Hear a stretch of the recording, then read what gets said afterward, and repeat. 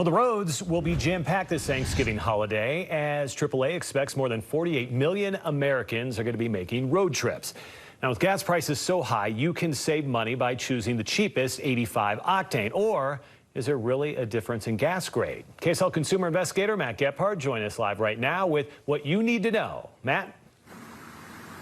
Yeah, Mike, this is an interesting question that came from a KSL viewer who noticed that just about anywhere he goes in the entire country, the most basic level of gas is an 87 octane.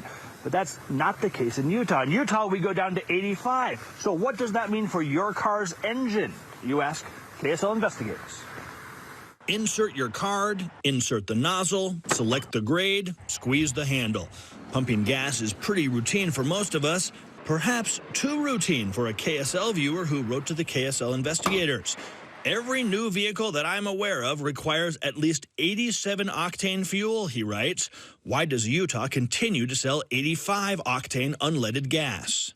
It's true, most owner's manuals call for 87 octane, which is not available at most gas stations in Utah. So, is pumping the regular 85 bad for our cars? Altitude plays a big part in what octane does. I took it to Myland Coford. He works for the state, making sure that the gas that comes out of the nozzle is what it claims to be.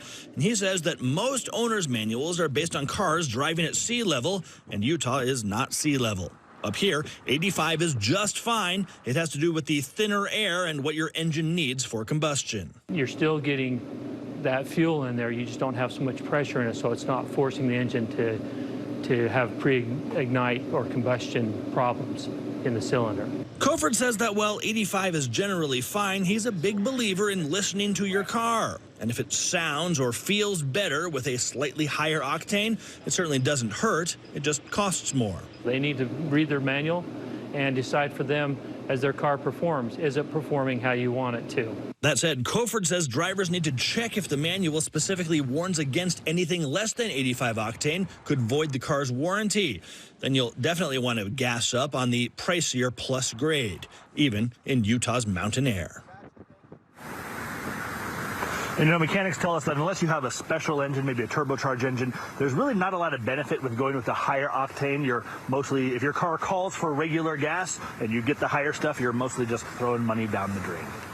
If you got something you want us to look into, let us know about it. The number 385-707-6153, or you can email me, Matt@ksl.com.